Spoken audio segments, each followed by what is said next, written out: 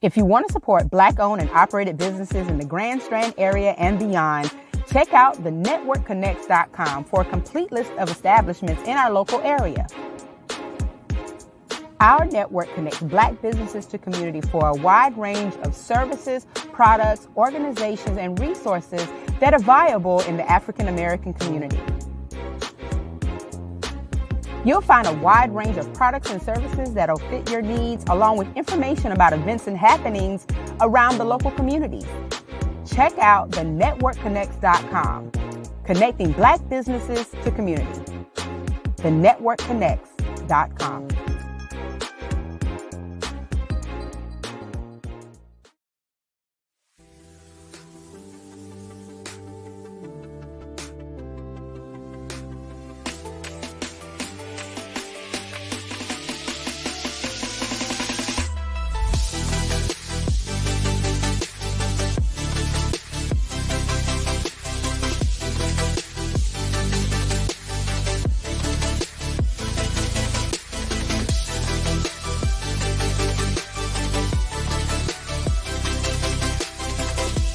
Thank you for watching the World Community Magazine's Hour of Power Live on Facebook with your hosts Edward McQueen and April Garner.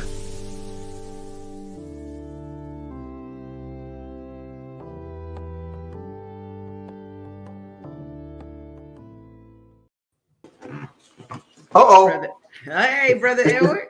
Good evening. It's root time. It's time to get back to our roots.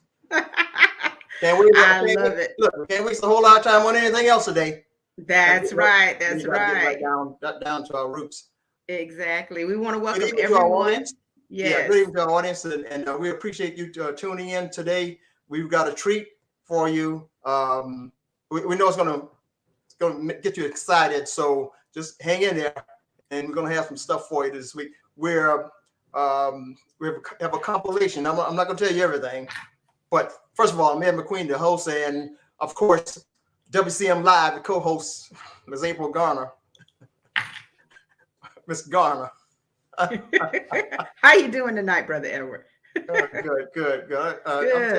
I wanted to comment on your glasses, but it seems like you have a different pair every time. But well, variety is the spice of life. You know, I'm kind of like Fred Sanford. I have a drawer full of glasses, and I just pull them out and use them as I need to. Yeah, that's a sign that we should move on. Okay. Well, yeah. We will move. Yeah, let's move on by telling the audience, first of all, welcome, and also please make sure you join us as far as your engagement tonight in this great conversation about our local Black history. We have some wonderful guests this evening who are going to take us on a walk down memory lane. And I'm sure that you will probably see some familiar faces on some of the things that we're going to show you tonight. And I know Brother Edward is excited about this. Yeah. Look, if April sounds like she's a graduate of Whittemore, that's just her enthusiasm, okay, to our audience. That's you can't tell that she's not. Of course. I'm a part of the Whittemore legacy. My mom was class of 1962. Yeah, so I'm part of the legacy. It's that legacy that we're trying to save and continue on. And you're going to see as we move further on into our program with some information from some of our guests who will encourage us to move along and maintain our legacy. It's sustainability that's count. So, April, yes. What are we going to do? All right. Well, first, we're going to welcome our guest from the Horry County Museum. This is Marian Calder. How are you, Marian? I'm doing great. How are y'all? All right. Thank you for joining us tonight. And absolutely. Yes. So Marian is here to share with us some of the work that Horry County Museum is doing to preserve local Black history. And she's going to also show us a little presentation that she's put together that will kind of bring it all together and also probably help you recall some fond memories of living here in Conway, life back in the day. And if nothing else, it will remind us as well of how far we've come and also how far we have left to go. So Marian, why don't you just introduce yourself a little bit more to our audience? Sure. I am a Conway native. I grew up here, went to school here, and I'm the public education specialist for the Horry County Museum. And we also have the L.W. Paul Living History Farm. So if you haven't been to those spots, we have a free history, natural history, Native American history museum for Horry County. And, that covers a lot. That's not just Conway. And so we try to tell the story of Horry County, South Carolina, but we also have that living history farm. And so if you have family who lived in Horry County a few generations back, there's a good chance at some point they were farming tobacco or sharecropping or tenant farming. And we show what life was like for the average farm family out there. So, both of those museums are free. So we're really excited to be able to offer free programs. Every Wednesday at 1, we do documentary films in our auditorium. And we also do lots of free programs at the museum and farm. And in fact, on the 26th, we're going to work with the city and coastal as one of the hosts for the Gullah Geechee Community Day here at the museum. So we're going to have the auditorium opened up for workshops, performances, all kinds of stuff going on. So we're always excited to partner to help share our local history here. All right. So when I reached out to Marian about being on the show today, we talked a little bit about what she actually has available at the museum in terms of artifacts, pictures, just history of the Black communities around Horry County. So why don't you kind of preface your presentation by telling us a little bit about what Horry County Museum has done to, collate and collect all of these great artifacts? Sure. We're always in the process of trying to gather more and learn more and get more stories out there. And Miss Deloris, who's going to be on here later, has been a really big help in helping us collect stories. And if you look throughout the museum, you're going to see influences of not just the names we recognize as far as Burgess and Chapin, but you're going to see how African Americans have influenced our industries and our agriculture and our culture here. If you were to look up in our hallway on the second floor, we have an exhibit about Whittemore School particularly. There's a few artifacts that relate to Whittemore. And then also we talk about it. What life was like through agriculture and industry for enslaved workers and for all the folks who lived here in Horry County, the contributions of Atlantic Beach and the shag and the African community in those cultural traditions here. So in addition to that, we try to have other programs going on too throughout the year where we bring in speakers. Eric Crawford's going to come and do a program on Gullah spirituals later on in June. So we're trying to continue. We're always going to be in the process of continuing to collect those stories. And that's a goal of mine and a goal of our staff here to continue to collect and share those stories. And if you also follow us on social media, throughout February, we're going to be highlighting for Black History Month local African Americans who have made contributions to Horry County history as well. So, and this slideshow that I've got here are just a few examples, just a few places in Horry County that are some historic African American sites. Like we talked about beforehand, there's so many things that we could continue the conversation and continue to talk about. That we obviously can't get into all of it tonight, but there's room for so much more discussion. All right. Well, Marian, why don't you take us into the presentation? Sure. We're going to start out. You might recognize this picture. That's Whittemore. That's one of the early buildings of Whittemore. But we're going to start with Atlantic Beach. So Atlantic Beach was actually started in 1934, and it was property 47 acres purchased by George Tyson, who was an African American, and he bought it for $2,000 in 1934, and he opened up the Black Hawk nightclub and then purchased 49 more acres in 1936. But he did run into some financial difficulties like a lot of folks did in the 1930s. And in the 40s, he sold the property to the Atlantic Beach Company, who were a group of African-American professionals from North and South Carolina. And that's where the name got changed from Tyson's Beach to Atlantic Beach, and also the nickname that we're familiar with, the Black Pearl. And that was important and significant because this was one of the few places in the segregated South, especially during that time, where African Americans could go and enjoy the beach and enjoy the Grand Strand without any kind of fear of any kind of repercussions or racism. This was a place where if you worked in the hospitality industry and you were an African American, but you couldn't go enjoy Myrtle Beach, you couldn't enjoy the Strand, because of the color of your skin, then you could go to Atlantic Beach and you could stay and play there without any fear of discrimination. And so this was also the place during World War II when African-American soldiers were brought in to work at the Myrtle Beach Army Airfield, which would later become the Myrtle Beach Air Force Base. Of course, the military wasn't integrated at that time. So the soldiers who were African-American who were brought into work there had to go and stay in Atlantic Beach. So, and of course, Atlantic Beach is between Myrtle and North Myrtle Beach. So this became a place for families, especially families who might have migrated up north during the Great Migration, to come and stay when they could come visit families in the South.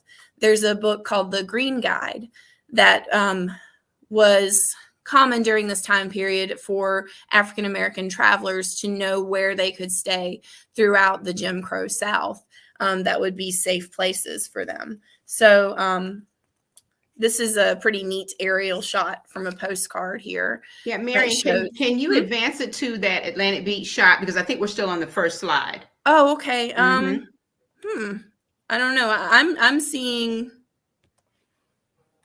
it advance.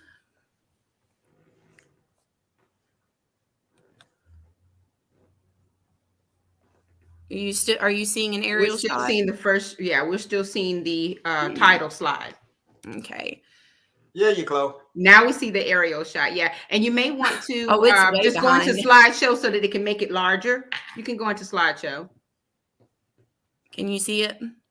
Yeah, at the bottom right of the photo, down at the bottom, you should be able to.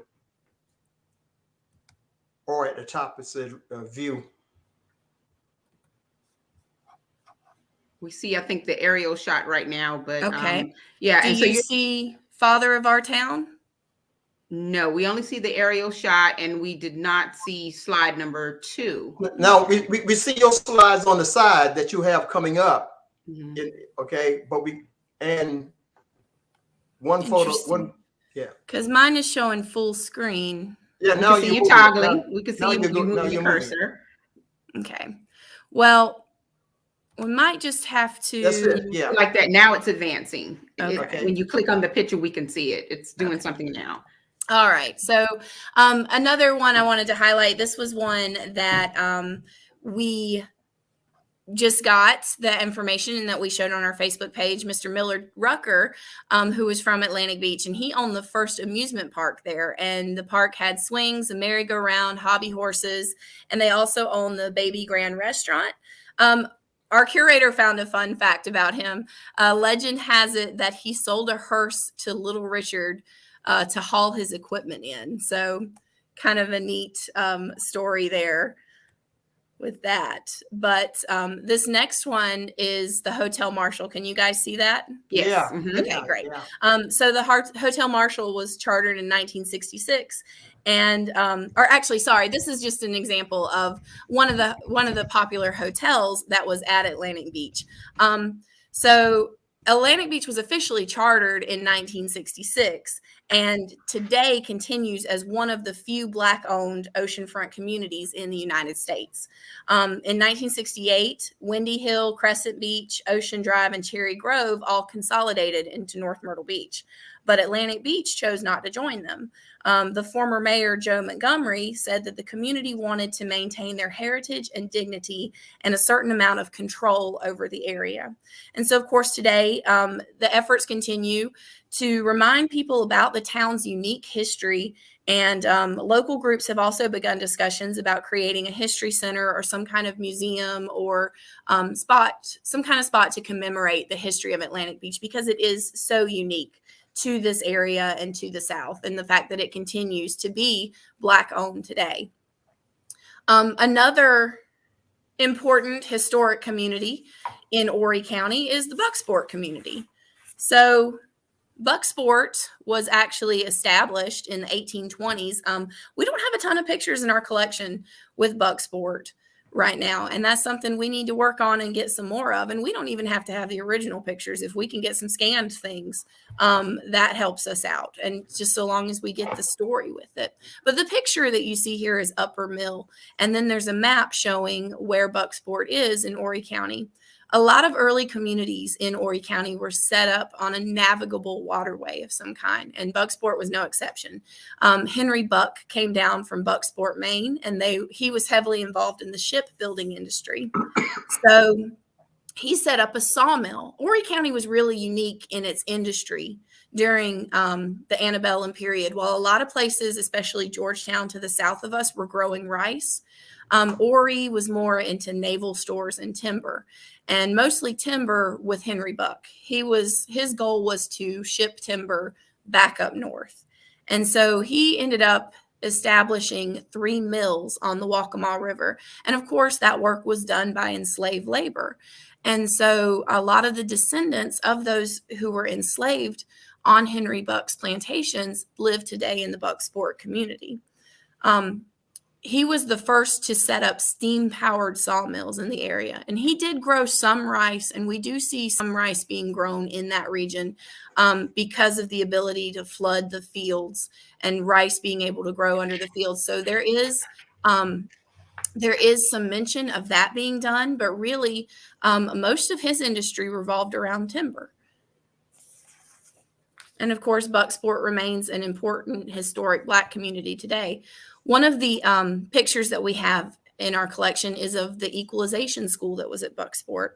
A lot of folks don't know, I didn't know growing up, that equalization schools were built in the 1950s throughout the state of South Carolina as an attempt to stem off integration, because they knew that the writing was on the wall. You had Briggs v. Elliott in 1950 and Brown v. Board in 1954 arguing that separate was not equal. And so in an attempt to say, well, it can be separate but still be equal, the state of South Carolina built these equalization schools. And so in Bucksport, they had one of these, and it was used from 1954 through 1970.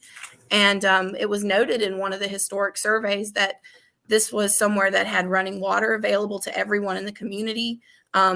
Busing wasn't available to most students, but those from Bucksville were able to be bused in.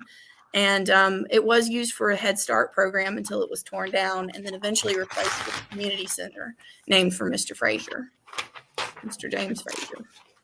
Oh, hang on. I added a slide here. All right.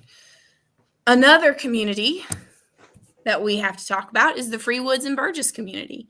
Today, that is in the Highway 707 area and is heavily developed. And you can see on the map that it's just south of Bucksport, again, along the river.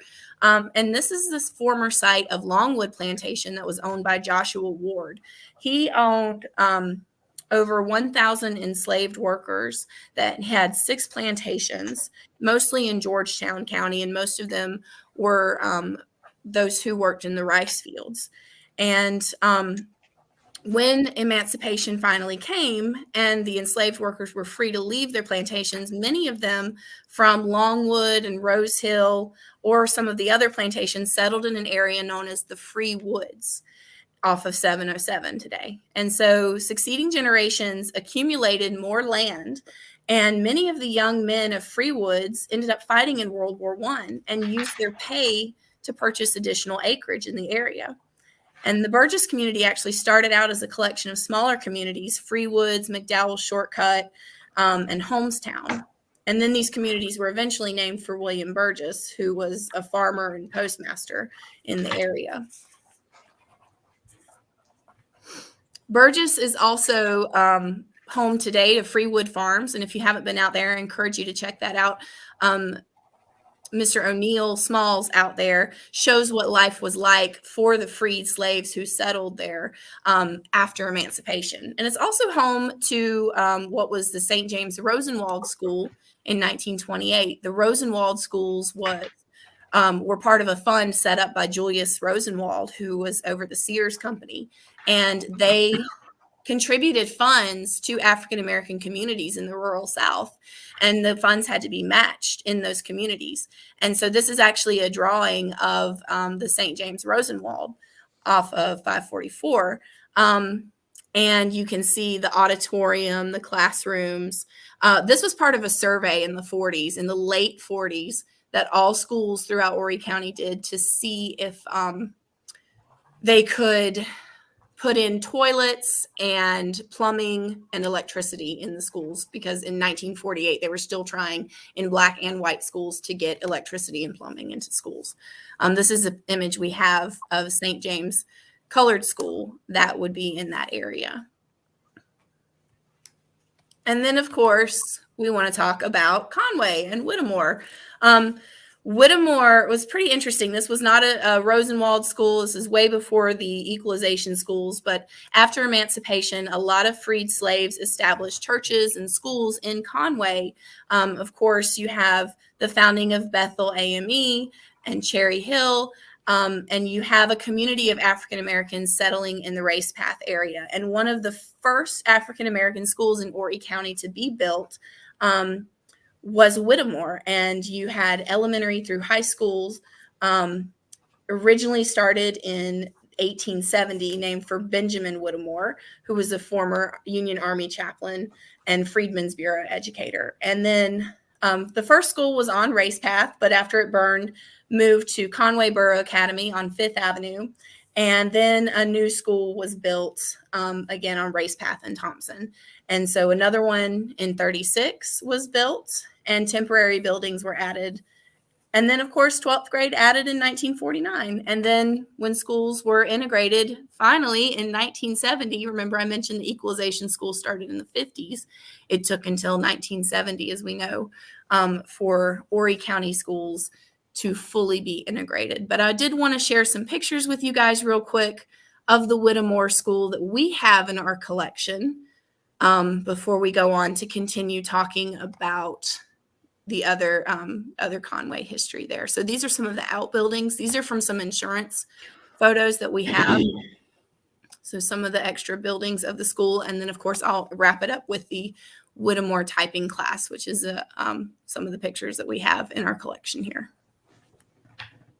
So, Marian, first of all, thank you so much for that presentation. And, you know, it's great that we are also on YouTube so that I can go back and actually take it in and really unpack everything that you're talking about, because this was quite a history lesson. I do have questions about, you know, the efforts to catalog Black history in Horry County and, you know, particularly what you've been doing surrounding the Whittemore project. So, you know, talk a little bit about that initiative and how much has Horry County Museum, you know, really, how much energy has been put forth to make sure that you're capturing that rich part of Horry County history, and, you know, how have you tapped into the community to do so? So we did partner with Coastal a few years ago when there was an oral history project done, but that belongs to Coastal. So we actually need to be getting on the ball and doing that. So that's one of our goals and initiatives, is to partner more with folks in the community to start getting more oral histories done and to collect those stories and get that information out there. So that is something that is ongoing and really needs to be starting more and going forward more. So we have equipment now that we are going to start doing more oral histories and reaching out to folks in the community and trying to get those stories recorded. Okay. So that's going to be an ongoing thing. And because it's something that for so many years we worked on moving into our building that we're in now, but really we're in here and we're settled. And now we need to make sure that we are getting these stories recorded and this information here and have it saved. Okay. And so, so that's something that has been overlooked in the past, but we are trying to fix it going forward. All right. And so do you have like a committee or a task force that's working on that specifically, volunteers from the community? Staff has been working on it, and it's still in the very early stages. So our curator and director have been trying to get that organized. And we've been starting with people who are local leaders and then board members, people like Ms. Deloris, who is on our board, and working with her to engage and get with other folks who can get us connected. So, and now with you guys, because I will be sharing your information with them too.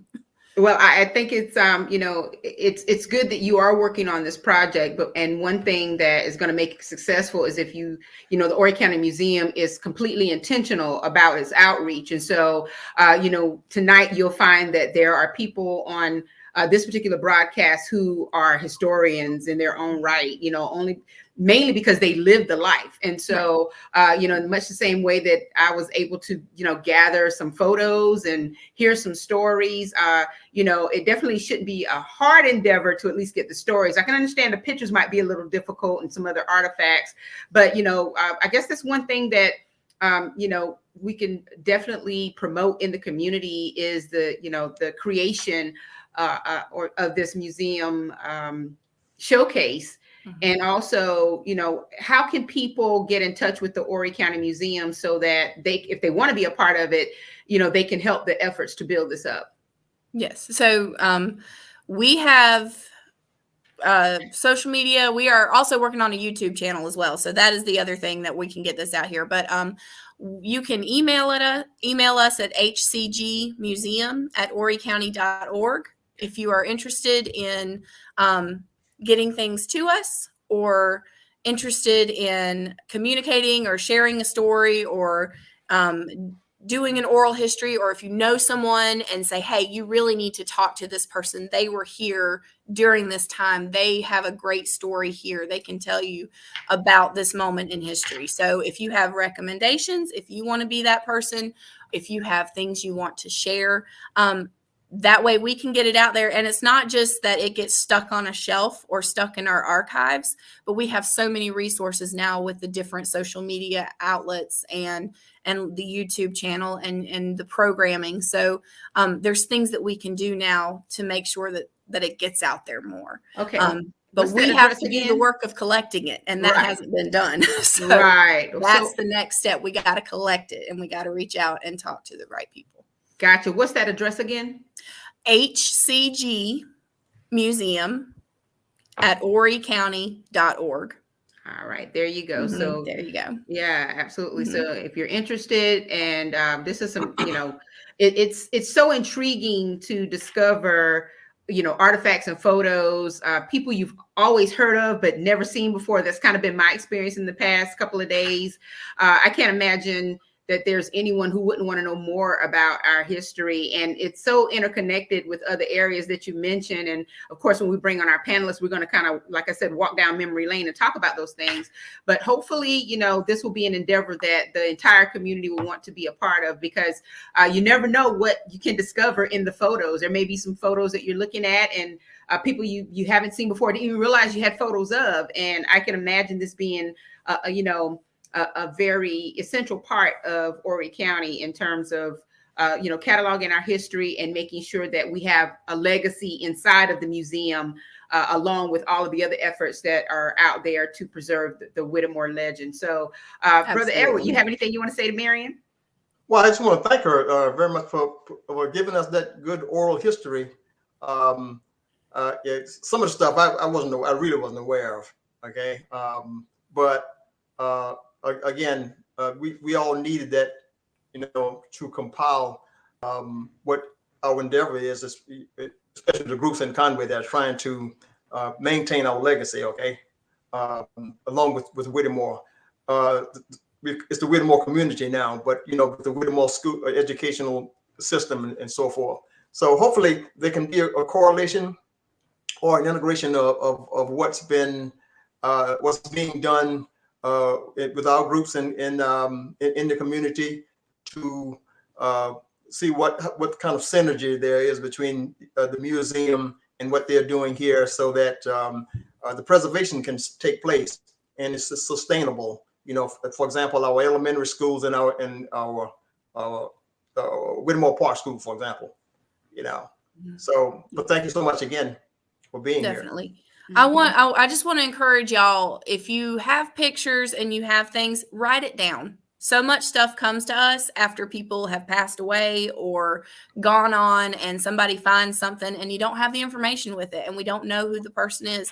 So even if you never intend to give it to someone else, write it down though, so somebody knows and you know the story, because that's how history gets preserved. Absolutely. Write that story down. Absolutely. All right. Okay, Marian. Well, thank you so much. We really do appreciate this. And Yes. again, if you are interested in working with the Horry County Museum on this project to preserve and collect artifacts for that represent Black history in Horry County, please be in touch with the museum. Here is the email address.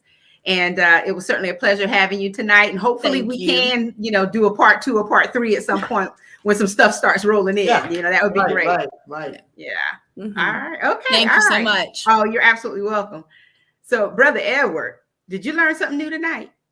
Man, did I? Look, I was kind of expecting that. Wait, you see what's coming up on the program, but so far things have gotten off to a start where a lot of people should be left in awe.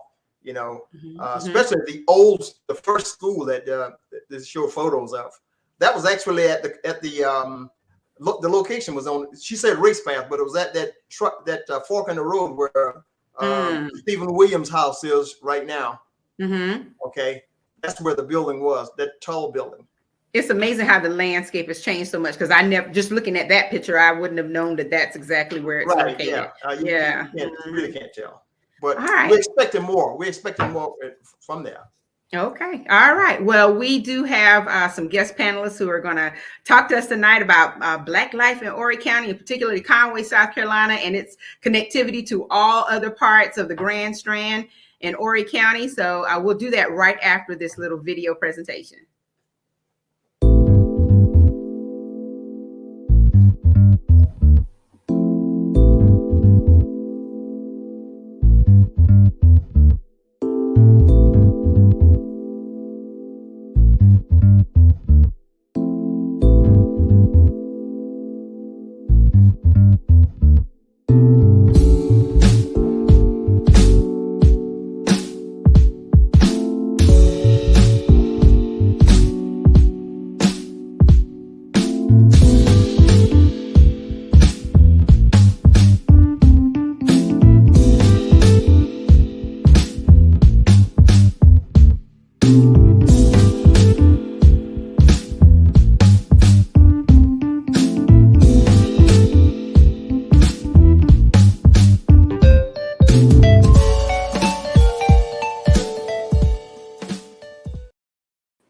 Well, all right. Woo, we have a full house now, Brother Edward. Yeah. Wow. Wow, what an amazing panel. How's everybody doing? You're great. Do y'all recognize anybody in there? Let me ask Brother Preston McKever-Floyd. I'm sure he recognized one of those photos. Oh, I did. The couple from Atlantic Beach. That was my father's first cousin and her husband. Yeah, What about that policeman that came up? I'm sorry?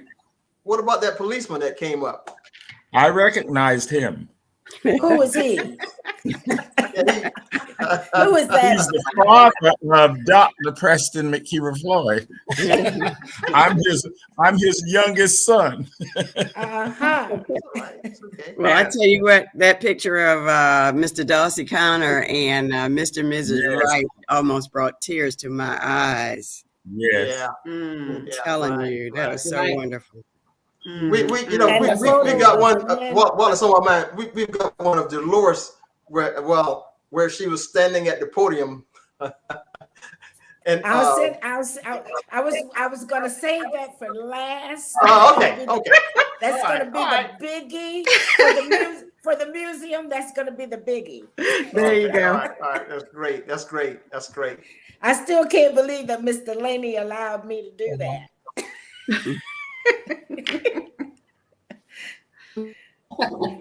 Well, he certainly he picked the right person. He chose the right person for that. Yeah. Yeah. Well, welcome all of you tonight, and thank you once again for being with us as we kind of take this walk down memory lane. And already you've seen some pictures that have piqued your powers of recall, and you're thinking about the wonderful years of growing up under Whittemore and what life was like in Conway. And I have one question that I want to start this conversation off with, and this is for each of you. But before we get into that, I think we need to let the audience know exactly who's speaking to them tonight. So we're going to kind of go around the clock, And we'll start with Ms. Deloris. Why don't you tell everyone just a little bit about yourself? Well, I am Deloris. Most people know me as Deloris Edwards, but of course, after a couple of marriages, I'm Rozier, Edwards Rozier. And I grew up on Sugar Hill. Yes, yes. In Conway. I am from the best class at Whittemore in 1966.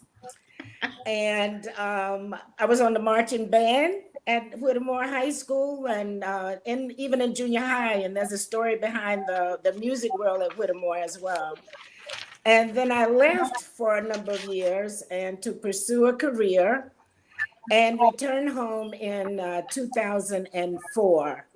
And since that time, you know, I've been trying to work with the community as much as possible. Been doing a great job. Getting a little, as Cheryl knows, sometimes getting a little stressed out, but we're all good people, and we all have something to offer.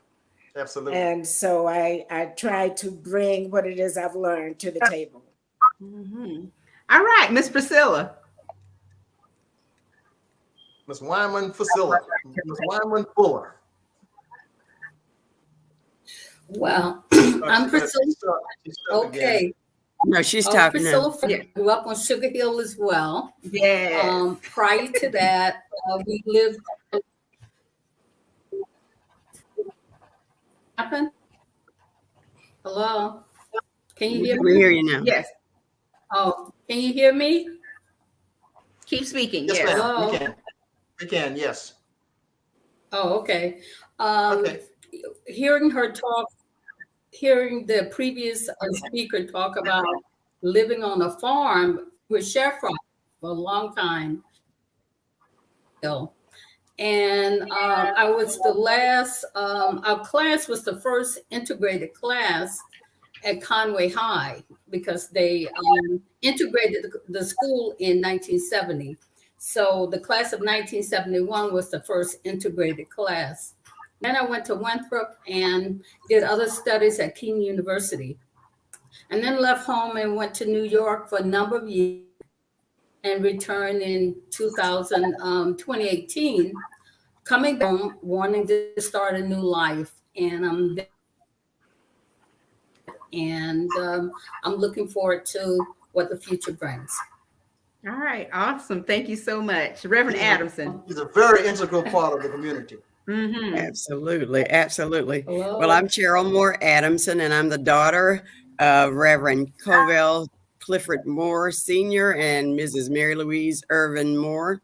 My brother is Chip Moore. My husband is Dr. James Wellington Adamson, and I'm the mother of Mary Louise Adamson Adeogun and James Jamal Adamson, and the grandmother of Cheryl Ajua Adeogun and Jordan Taylor. So I'm really excited about my life back here in Conway. I was here for 18 years, away for 18 years, and now I've been back for 33 years. Wow. And of course, many of you know that there are many firsts in our lives because we were at the forefront of integration from integrating Conway High School with Dr. Preston McKever-Floyd and others, and then the University of South Carolina and on and on. But seeing that picture of Wright's grocery store reminded me of the good old days when Chip and I had an account at Wright's Grocery, honey, and we could just sign our name and get our snacks, honey. We had an account. So, I mean, there are just so many stories about our wonderful, idyllic life at Whittemore Elementary School and in the Whittemore community. All right. And last but not least, Dr. Preston McKever-Floyd. I got it right. Yes. I grew up on Thompson Street and later on 16th Avenue. The first 15 years of my life were on Thompson Street. Then we moved to 16th Avenue. I'm the seventh of 9 children. My father was Samuel P. Floyd Sr., my mother, Ruby McKever-Floyd. And as you already know, well, I won't get into that right now. I'll keep with this. I grew up went to Whittemore School until my junior year, and I went to Conway High School during what was called the freedom of choice era, and was in the first class of with African Americans to graduate in 1968. Veronica Gerald, Michael Hughes, Michael Avant, and Lavernon Owings. We were in the first class. I have spent most of my life in education in some form. I recently retired as a professor of philosophy and religious studies and women and gender studies at Coastal Carolina University. I retired as chair of the department. I also am the first African American to receive a PhD in philosophy from the University of South Carolina. Wow. I'll stop. Yes. Yes. Well, first of all, congratulations, Go Gamecocks. They couldn't have chosen a better first. And I was so proud to see that on social media. I didn't know that Black history fact. And so you are indeed a Black history icon in more ways than one. All of you are. And, that's the reason why we have you here tonight, just to talk about, some of the things that really impacted life in Horry County, especially in Conway and through the Whittemore Racepath system. You mentioned the freedom of choice era, and that is, I think that was definitely the pivotal point when a lot of things became, I guess, historically significant in terms of preserving the Whittemore history and the Whittemore legacy. And as you think about life leading up to that period, if you all could give me one word that would describe Black life in Horry County, what would that word be? Just any of you at any time. One word. Community. And joy. Joy. Community, joy. Hard. She said hard. She said hard. Mm-hmm. Explain that a little bit more. Yes. Explain that word. Because I think at that time, in terms of jobs and other things, in terms of jobs and trying to make a living, it was very hard for a lot of the Blacks. They were, I guess, had gone to college and they had jobs. So they fared much better than some of the regular people who had not gone to college or who did not have jobs. A lot of times we couldn't find jobs other than going to Myrtle Beach and jobs. I think she's buffering. Of school, very few, because there were no jobs here for them. So I said it was hard for a while. I mean, it was a good community of people, but it was very hard. And Dr. McKever-Floyd, what would be your one word? I don't know if I have one word.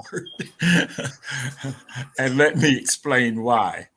Just as Ms. Fuller was talking, I have come to realize in my life recently, and really very recently, just a few years ago, that my life was rather sheltered.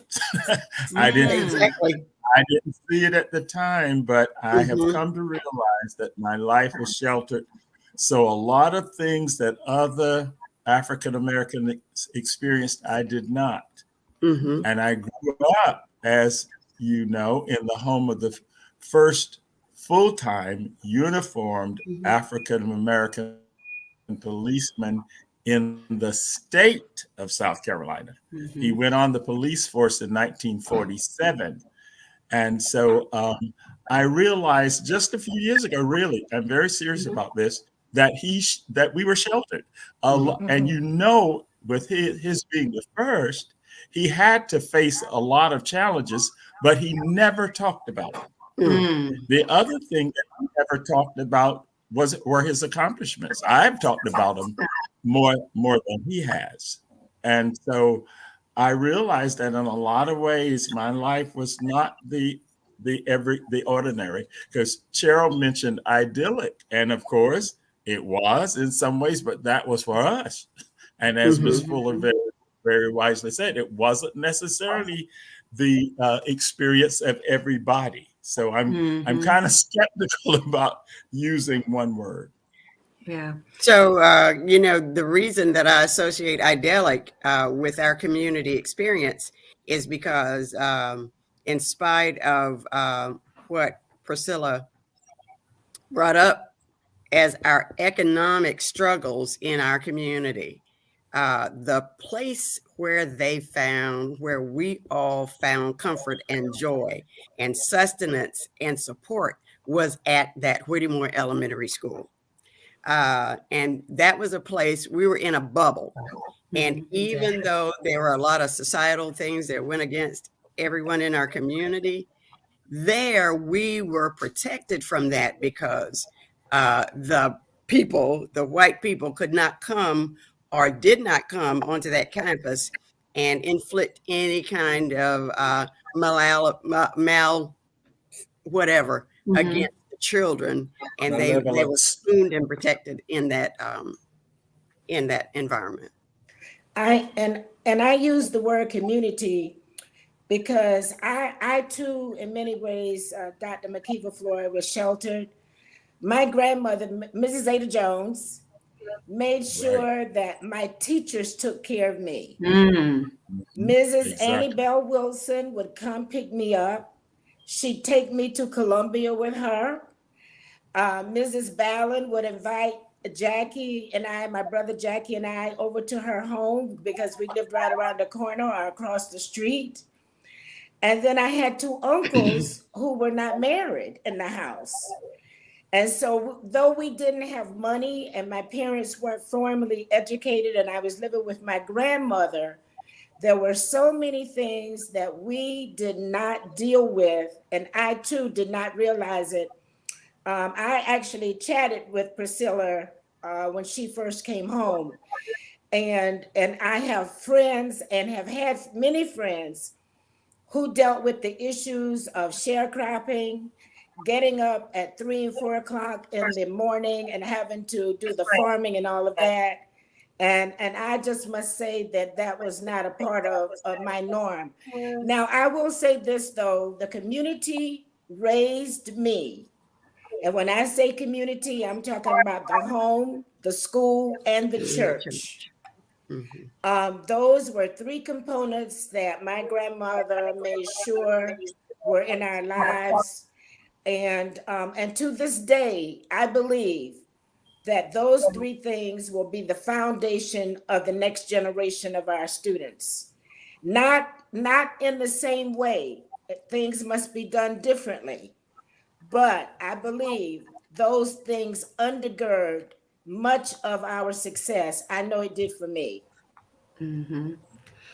So, as I think about, the profile that you all have kind of described in each of your lives and how it all still melds together as a part of the Whittemore Racepath community, as a part of, Conway life in general. You mentioned some communities, Thompson Street, which is, I grew up there as a baby, and then Sugar Hill, we all know where that is. And, of course, the 378 corridor. And you talked about, life, and Priscilla mentioned that it was hard. And Miss Deloris mentions yet there was community.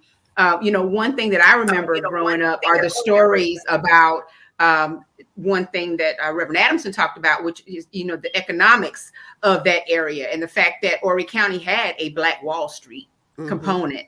And that's one thing that I remember growing up, along Racepath, seeing Mr. Ollie Robinson's barbershop, and never, saw the structure that was Dr. Kelly's office in terms of it being an actual open office. But I saw the buildings and, Mr. Franklin DeWitt's law office down, his law practice down the street, Wright's Grocery. I even remember that.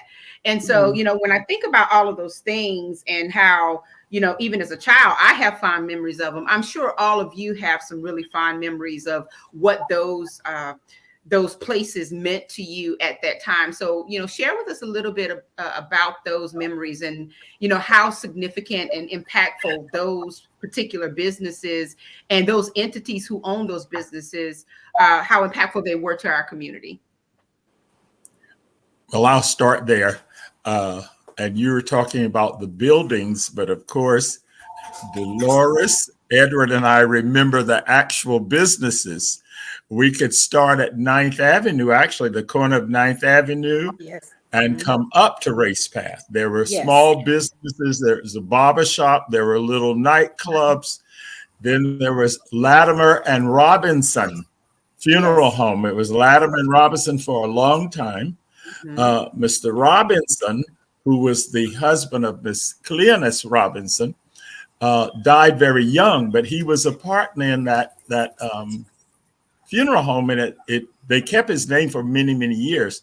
Then you go on up the street, up 9th, up 378, and as you turn on the Racepath, actually where that V is now, where Miss Bellamy, where Sandra's fence is, that was where the first Black police station sat, right in the V. And over to the left, there was the building that now stands as a Father's Place. There was the before we get to the firehouse, there was a laundry, and there was a movie theater there. Wow. I remember going as a very young boy to the movie theater there. So you had all these businesses that were Black owned along that corridor. And then Dr. Kelly came as the first African-American medical doctor. And he did not only he was very entrepreneurial in his thinking. He did not only his office, but he had rentals where there was a barbershop, my mother's beauty shop, and upstairs this open dance hall, which was named for his wife's family. The Lynch's building was what it was called. Then there were two offices over to the left. The bottom eventually became the second police precinct, Black police precinct. And then upstairs was Dr. Beck, the first Black dentist. Wow. From Georgetown, who was in that building. So yes, it was and I think that's exactly what Cheryl and Deloris were talking about. And of course, Edward knows very well, it was a very vibrant and dynamic community. It really was. And we shouldn't leave. I think it was a lawyer Bunch. I think I recall. Oh yes. I'm sorry. He was there just before Dr. Beck. Actually, you're right. Well, don't forget about the drugstore and the soda fountain. Right. I mean, that was. I mentioned the drugstore. I just didn't mention the soda fountain. The soda fountain, honey. I mean, that was a mall. That was a complex there. A one-stop shop. That's right. And then where we could get everything. Cheryl, and then as we moved down the street, Reverend McKever-Floyd and Priscilla, when we moved further down the street, going towards the bridge on the right, Mrs. Clayton Rice had a beauty shop. They had another beauty shop on 378. That was before she moved her beauty shop to Hill Street, on Sugar Hill. Right. And so that entire corridor was Black owned, Black made, and we could see what possibilities could be for us. Right. Now maybe we were viewing it in more of a more elaborate kind of way, but we knew that people could own things. That's right. Right. The other thing in the community that I really to this day respect is that everyone lived together. Economics really, I mean, we knew that some people had more than other people, but people lived together, you know. So a teacher's house was next door or down the street. Dr. Kelly's house was right there in the middle of everybody. Miss Robinson, Mr. Dozier, all of those folks. We saw Mr. Slim, Preston, Officer Slim would not just put people in jail. No. He actually would come to your house. I had a couple uncles who needed him every now and then. And he would just kind of come. He would talk to people. You know, he wasn't there to shoot people or, you know, just take people off. Cheryl, and your dad as a teacher and your mom, but I think I had more personal contact with your dad because even after I left Conway, your dad was still part of my life at the NEA. But he was tough on us. He knew what we could do, and he made us do it. Absolutely. And he didn't care where we came from. You know, that's one of the things that I hear. Business. May I add one more business? Yes. Also up on the when you went further down, Deloris, Mr. Richard Lee had a wood yard. Yes. Mr. And that was really something during that day to have a yard. Also, when you talk about Miss Robinson, we're going to have to talk about the fact that the first African-American justice on the state Supreme Court and the Chief Justice lived just across the street when he was teaching at Whittemore before he went back to law school. Yes. And his daughter, the award-winning poet Nikki Finney, was born there, and they moved to Sumter shortly after her birth, but she was born there. Yes. Well, Deloris alluded to the relationships that people had. I think when we saw all these businesses. Go ahead, Priscilla. Okay.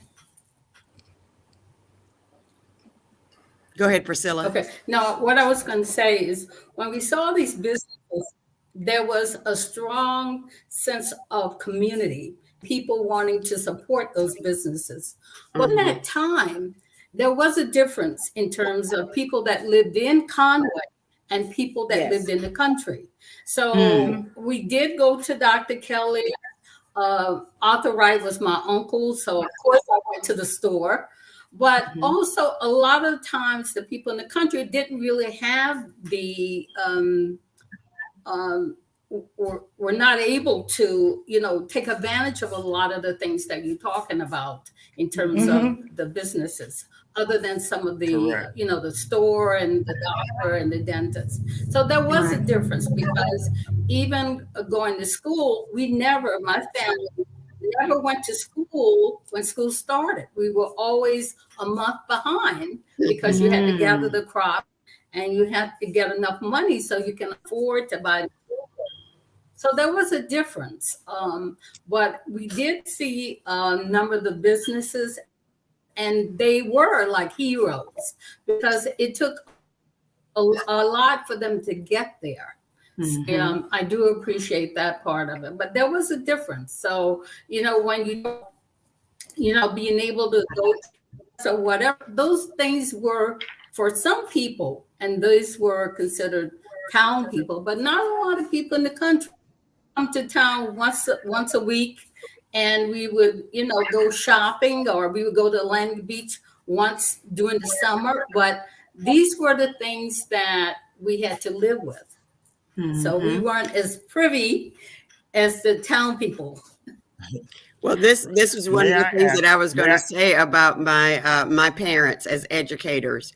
One of the common threads of people complimenting the impact that they had on their lives is that my mother and my father never made a difference out of the country kids and the city kids. That's right. I mean, I've heard that 1,000 times, and it really does speak to the fact that even in our community, we had class differences. We had different groups of opportunity. My parents spoke of coming in and breaking up colorism at Whittemore High School. And they got there. There had not been any black colored queens like like me and Deloris and Priscilla.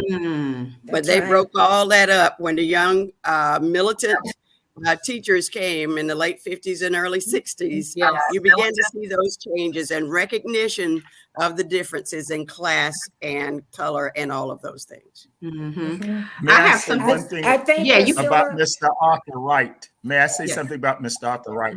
I refer to him as Uncle Arthur. Not only did he establish a business, he provided jobs yes. for people. A lot of the names that are still here in Conway actually came from Hampton County, his home. Exactly. The Busbys, the Williams, others, the Garners, Yes. others that he actually brought here to work, the Wrights to work Yes. in Pupwood. And these families, generations later, are still with us. So he did his operation was not small by any means. Yes. Well, I want to pull up onto the screen some of the places that you all mentioned and some of the people as well. So can you all tell me who this is? Dr. Kelly. Dr. Kelly. Yes, yes, that's Dr. Kelly. And how about this building? Billy That's McLeod. Billy McLeod. Billy Yes. McLeod. That's right. That's right. Who's this person? Who is this? That's Mr. Ladder. That's Robinson, isn't it? I'm sorry, Mr. Robinson. Robinson, Henry yeah. Robinson. Henry Henry Bullock Robinson, Robinson. Right. Henry- And Henry Robinson. That's Priscilla Mr. Robinson Bellamy's and William class. Robinson's father. That's this Mr. is- Bellamy's typing class. Mr. Bellamy's class. the photo is dated 1955-56, Commercial Oh, my Class Club. Yeah. Wow. How about these And- folks? Oh, wow. Well, of Miss course. Hickman Oh, was the elementary school principal. Oh, wow. Yes. And there's Miss Tari. Yes. Miss Tari, I visited last week. She's 93. Home economics teacher. Everybody who's still around knows and loves Miss Tari. That's right. Yes. So- Mr. so Cleveland Preston, class, where's she everybody from? remembers him. Brother, I'm you have a sorry? question? Yeah, Preston. Where is Miss Tari now? She's in Fayetteville. Fayetteville. That was in Okay. an assisted living facility. Okay, all right. This is Oh the my goodness. Oh, class of nice. 1947. Look, Oh my you That's a know, bunch of people. that's a pretty big class for 1947. that. Yes. Right. This photo is courtesy of Miss Shirley Jones. She sent that to me today. Very Wow. nice. May I Yes. add just a story about my mother? She was in the class of 1946, and she was actually valedictorian of the class, and the school had burned, so they did their baccalaureate at Bethel Church. And every time I was there, Miss Leola Gore Collins would remind me, because that was her classmate, that my mother spoke, that old pulpit they had was where she delivered her valedictorian address from. Yes. We would be remiss without talking about the Singleton's Grocery on Sugar Hill. Oh, yeah. Ben That- Singleton? that- Yes. that- Yeah. My grandmother moved to Sugar Hill. In fact, I brought along her a copy of the deed tonight that Wow. when she first bought the land. But Mr. Ben Singleton and Mr. George Powell had community Right. stores in the community. Oh, And those okay. were Yes, anchors yes. for those of us who lived on Sugar Hill. That's right. And as many of you know, the Singletons still have their store. They now sell Yes, seafood. absolutely. But when we were growing up, those were places that we could go and Cheryl, like you you had an account at the Yeah. Rights. Yeah. We had an account at Mr. Ben Singleton's store. All right now. And Mr. George Powell's And store. Yes. May And I we add go that there and Mr. get our Ben candies. Singleton first had a store in Grangertown, Oh. Okay. and their house burned, Oh. and I he didn't moved know. to Sugar Hill Oh. and established. So he Okay. was always entrepreneurial. He was another one. Always. He had a Right. store in Grangertown, I and didn't when their know that. house burned, then they moved to Sugar Hill. All right. So you all see Wright's Groceries shown Yes. here on the screen. Yes. Yes. Yes. And Oh, now, yes. who is this? Who is this? Oh, Oh, that's right. that's money. Right. No, that's No, that's Larry. That's It Larry. looks like money, Larry doesn't and it? It Rita. looks like money, but it's Larry, That's Larry and Rita. Oh, and then Rita and Mr. Thurman. Mhm. Lord. All right, now this house, can anybody tell me where this house is located? Wow. Oh man. You all mentioned it earlier. You I mentioned the know. area earlier. Is that Granger Grangertown? Nope. Mm-mm. I It's know on that 378 across from Mr. Richard Lee's wood yard. okay. Right. Uh-huh. Oh, Right. I can see not it on now. the street.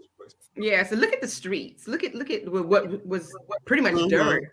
And I remember this Right. house being near my grandmother. And as a child Right. growing up, that house was abandoned, and my brother and I would play in the house. Uh-oh. It just had a few pieces of wood and a few pieces of paper on the floor here and there. But we would just kind of play in the house because that was our fun, and with living or staying with my grandma Rosa in the daytime. But yeah, that picture was sent to me by Nathaniel Gagem, whose Oh, brothers wow. Bill, Mac, Dorothy, his sister, and Sarah Gagem, who just recently passed away. Wonderful photo. And then I know Dr. McKever-Floyd knows who this is. Yes. As I said, my father on the left and Mr. John Henry Wallace. Mr. John Henry Wallace, it was from Bucksport, and he has still plenty of family and relatives there.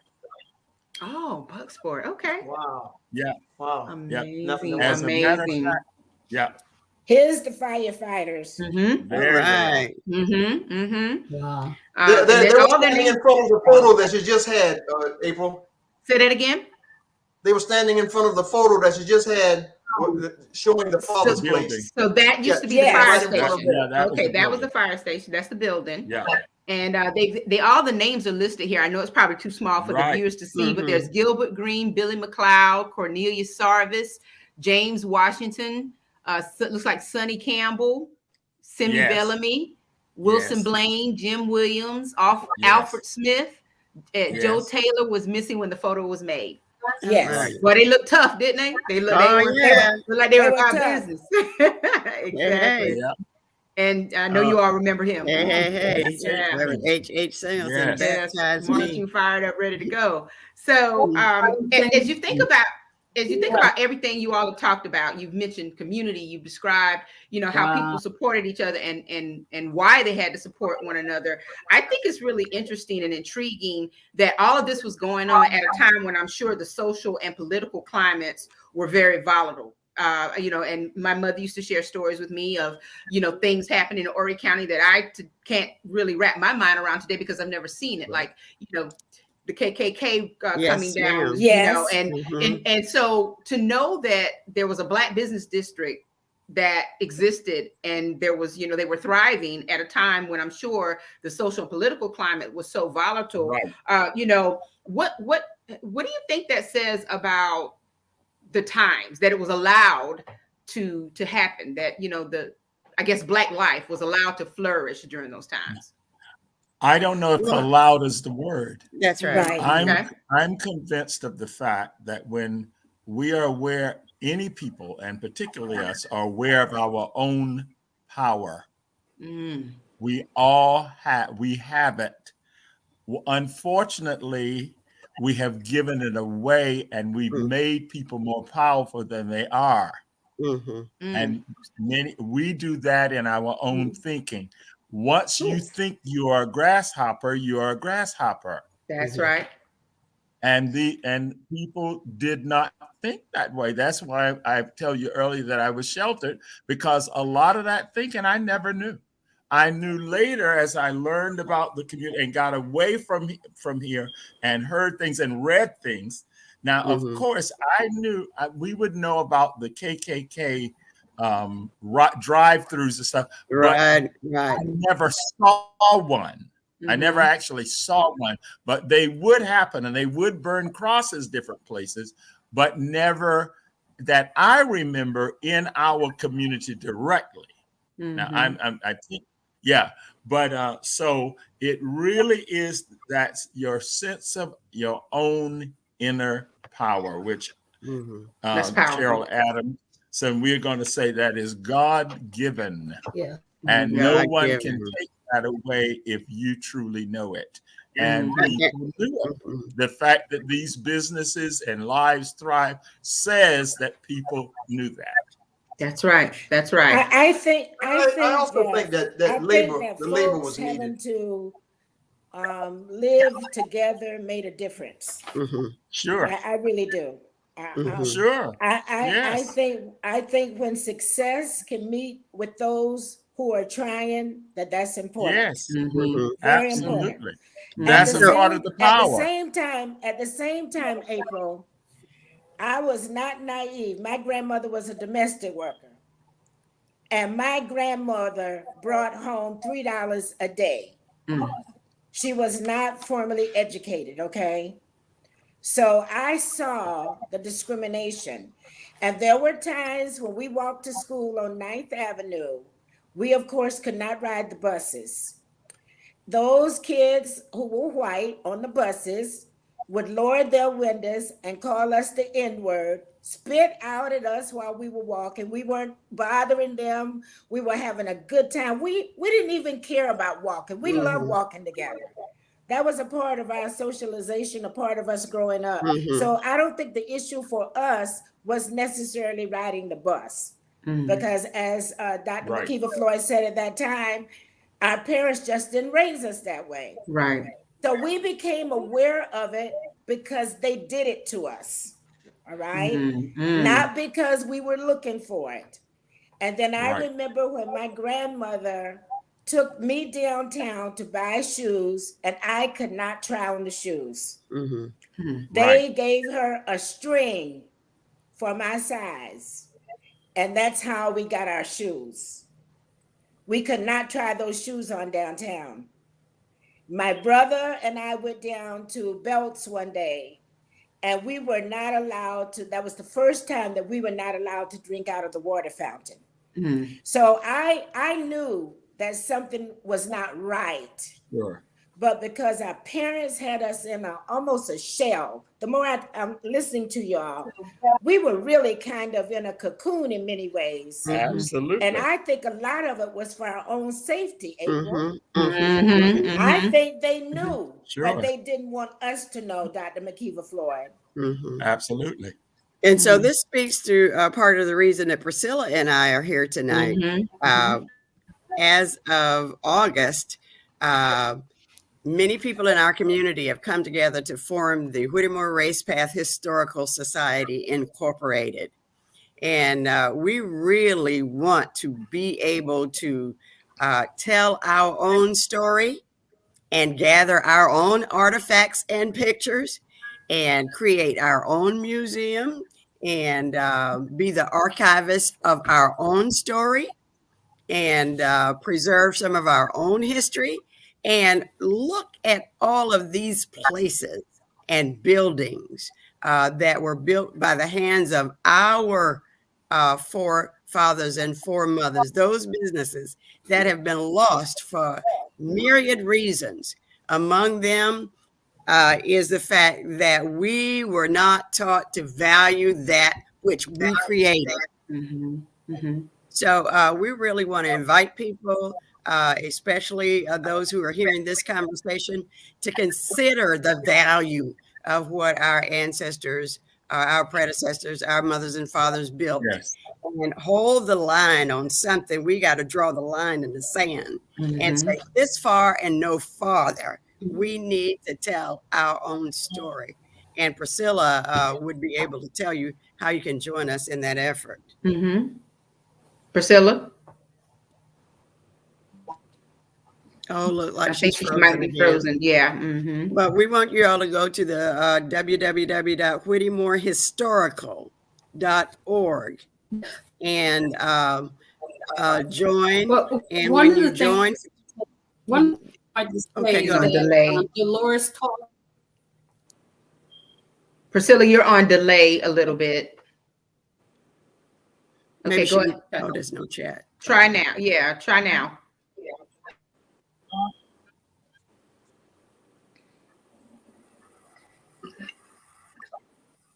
Okay, you may want to go ahead and continue. Okay. Yeah. So we want to invite you to join the Whittemore Racepath Historical Society. And Okay. So what I was going to say, I just agree with Deloris on something in terms of provided a lot of Priscilla, I think you're buffering too much. We're like hearing every other word. Educational opportunities for us. so if you go to whittemorehistorical.org, you could join for $25 for this year, and you can sign up for a committee to work toward preserving the Whittemore Elementary School. And Sure. we really want your help with that. Absolutely. So, and that's Okay. whittemorehistorical.org. Yeah. Yeah. Mhm. Brother Edward, can you send Priscilla a message and let her know that she's buffering too much? We're hearing every other word. Yeah. Yeah, if you'll do that. So I tell you, when I spoke with all of you, my thought was we can do this in an hour and 15 minutes. We're already hitting an hour and 20. And to me, it calls for probably a continuation because there's so much more that we can talk about and so many more stories that we can share with our community. And I'm so glad that we're capturing this moment because I know I'm going to go back and watch it. And I'm going to intentionally take notes and compare it to the things that I've been taught and stories that were shared with me from, throughout my family. I think this is the most beautiful thing that I've done in a long time. And Brother Edward, I want to thank you for, saying yes to this idea. But also I want to say thank you to all of you for coming on to actually share your stories. And I think that the sentiment across this entire platform is that, Black life in Horry County, especially in Conway with our Whittemore Racepath rich history, it may have been tough, but because the community, we supported one another and we got through those times. And now, thank God that all of you are here to share the stories. And I'm so glad that, I have my recollections and my memories as well. And I'm for one going to go to that website and sign up for one of your committees because I do want to be a part of this. And I would definitely help to promote it as much as possible. I want to look at the comments that are coming in. So do we have a Black History moment today? Fantastic. We do. We're not done. I'm going to go over the comments and we'll get to the Black History moment in just a minute. Yeah, we're not done yet. So author Tara Hill Starks, and she's really enjoyed the history and the stories.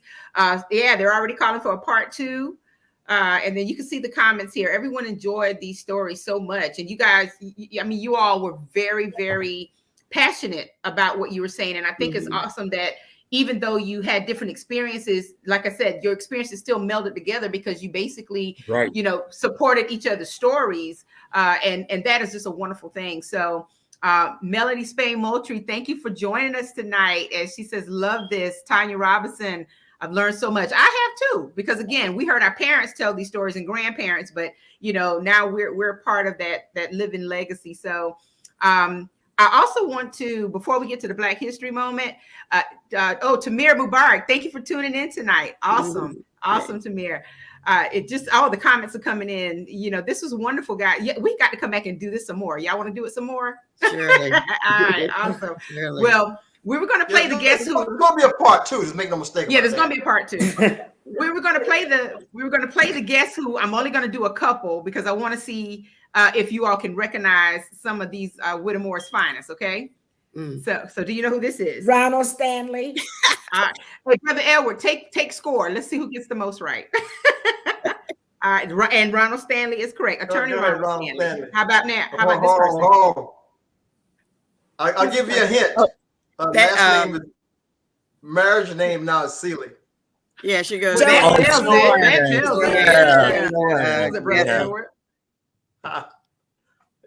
Everybody knows who that is. That's Stovepipe. Yes. Oh, he's so cute. Is that Ron? Oh, that's no. Yeah. That's Sam. Yeah, Sam Root. I don't know who that is. Last name Bellamy. Look, he lives on Florida Street. Oh Lord. Who is this? Is that Wilbur? That's Wilbur. Oh my goodness. That is Wilbur. Yes. That's a hard one to see, but you might be able to catch that profile. I don't know who that is. Okay, Last name Jones. Last name Jones. Maiden name Quinn? Yes, there you go. Oh, there you go. That's smart. Yeah, right.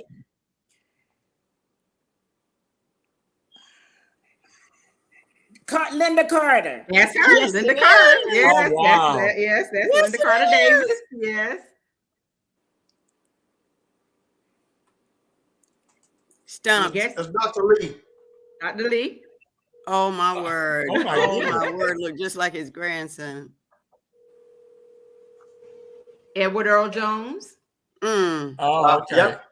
And last but not least, Barbara Blaine Bellamy, my That's exactly- classmate. Oh, wow. I won. I think I Wow. won. No, you did not. That's so awesome. Everybody knows that I won. So one of the persons that made a comment was Allie Crandall, who is the acting director of the Charles Joiner Institute at Coastal Carolina University.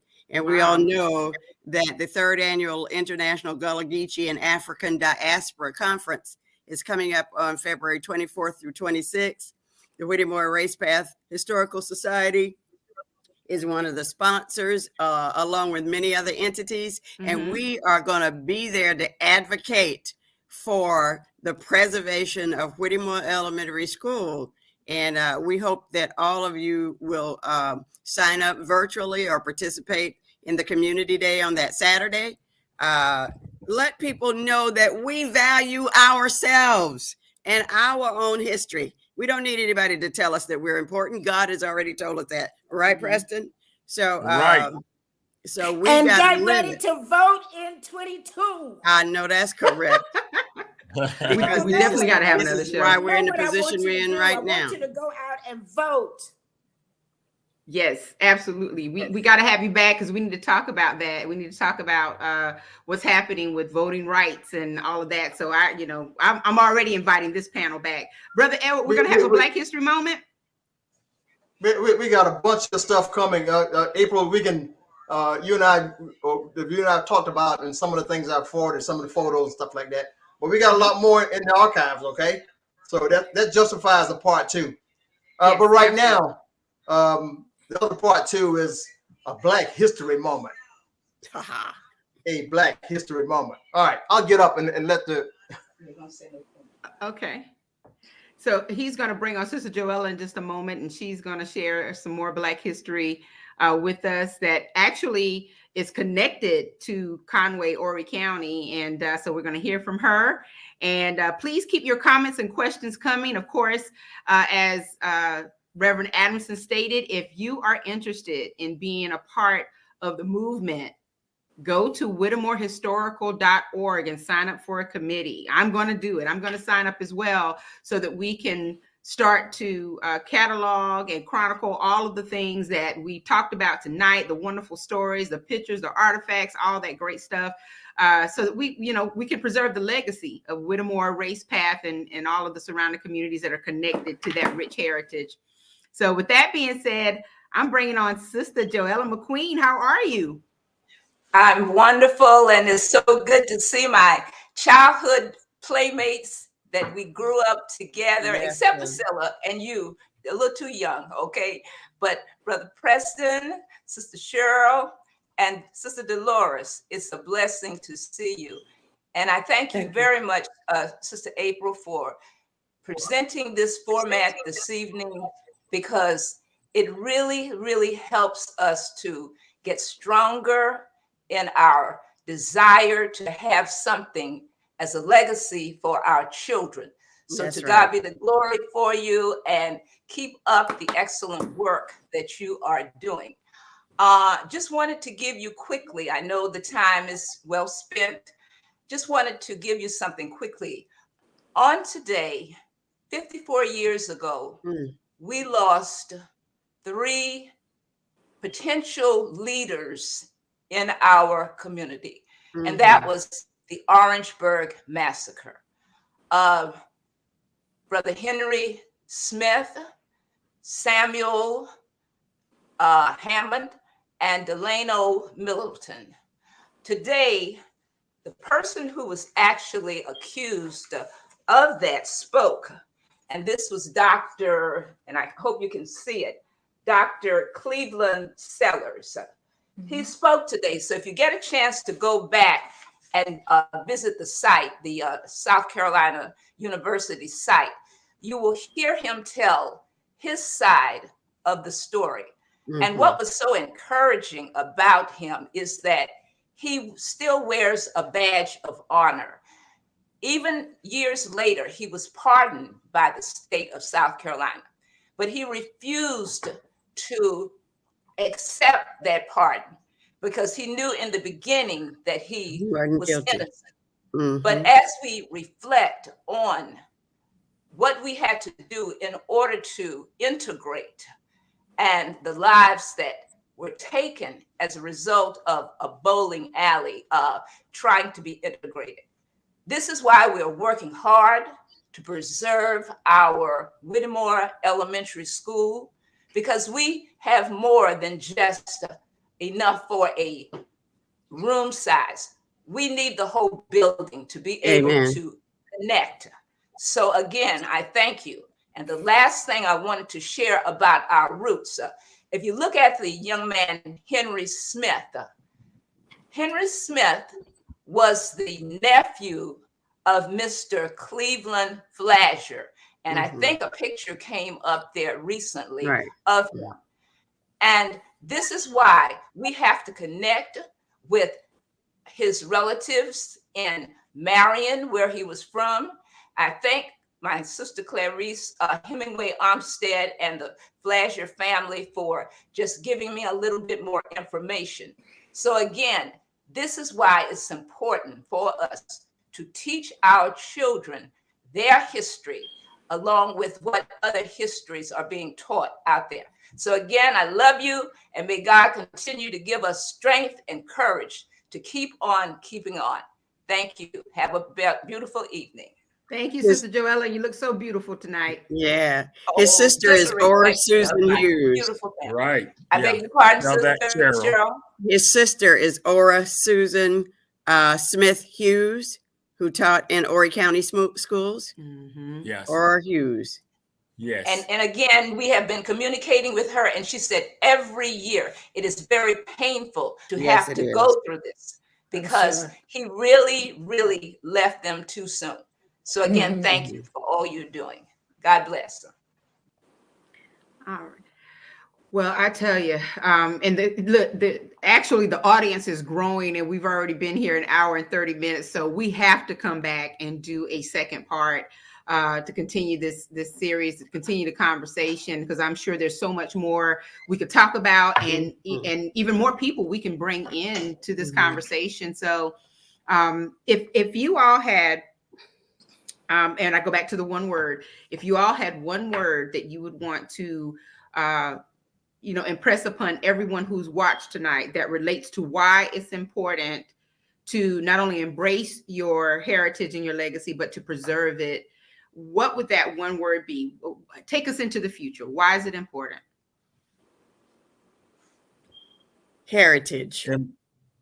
Empowerment. Unity. Yes. Miss Priscilla, can she hear? Miss Priscilla, can she hear? She may still be, she's thinking. Brother Edward, do you have a word, Brother Edward? While she's thinking, do you have a word? Do you have a word, Brother Edward? I think one of them said it already, and that was awesome. What everybody has said, it's hard to beat. Okay. Yes. I can't even think of a word right now. I think just the word preservation, preservation of our community, preservation of our lineage, preservation of the core of who we are. Well, there is another word, Sister April, and that word is Sankofa. And that's indicative of our African My word heritage. would be community. Yes. Go back and get what we lost and bring it forward for our children. That's the essence of Sankofa. Awesome. Look, I just want to say, mine is more than one word, and that is, before I forget, that the job that April has done with compiling all of this evening, and her interest. The reason why I started off in the beginning saying that she was, you may think that she was a graduate of Whittemore, but she was not. It's just her enthusiasm. It's her enthusiasm that if nobody knew, you would say, "What, you want to know what class she was in?" Okay, that's right. But it's a bit young there, April. And that's the spirit that we want to pass on to our children. Absolutely. Yeah. Right. Absolutely. And we even have some viewers who've shared words. Keith Skinner says knowledge. Yes. Marie Lanier says truth. And that's the word. Dr. McKever says strength. And Yvonne Jordan also said knowledge. So yeah, I mean, this has been an awesome show. I think the verdict is out. We are going to have a part 2. We'll work on that. Yeah. And as a matter of fact, I'm going to lean on our guests for tonight to help me pull this together so that we can, bring some more facts to the table and to everyone. And wisdom is a word that comes up as well. So much wisdom in one place. And I agree with that. And so thank you all so much for being here tonight. Brother Edward, you can close us out. Where's Mrs. McKever? It's Margie McKever. That's Mrs. We'll have her on the next one. We'll bring her. I want to hear from her this evening. Oh, and wow. I especially want to hear from the treasurer of the Whittemore Community Magazine, my sister Jenna. True sister. Yes. Jenna. Oh, Linda Carter Davis is watching. Yeah. Wow. Okay. Hey, Linda Carter Davis. Awesome. Yes. So yeah, Brother Edward, you've mentioned 2 people we're going to have to bring on the next time as well. Yeah, absolutely. Yeah, we'll have a house full. It sounds great. Well, everyone, thank you all so much for watching us tonight. And of course, you can always watch the rebroadcast through our YouTube channel, which is WCM Live Talk Radio. It's also posted on WCMmagazine.net. Anytime you want to go back and watch, I'm certainly going to do it. Connie Manigo says inspirational. Tara Hill Stark says awesome. And, this was just an amazing show. So thank you all so much. I really do appreciate it. We appreciate it. You're welcome. Yes, absolutely. So Brother Thank you Edward, for having us. But thank you for welcome. inviting us. You're absolutely welcome. Thanks for everybody. Really. All right. Well, take care. God bless and have a safe rest of your week. Thank you. Thank you so much. God bless you all. Thank you. Thank you for watching the World Community Magazine's Hour of Power Live on Facebook with your host Edward McQueen and April Garner.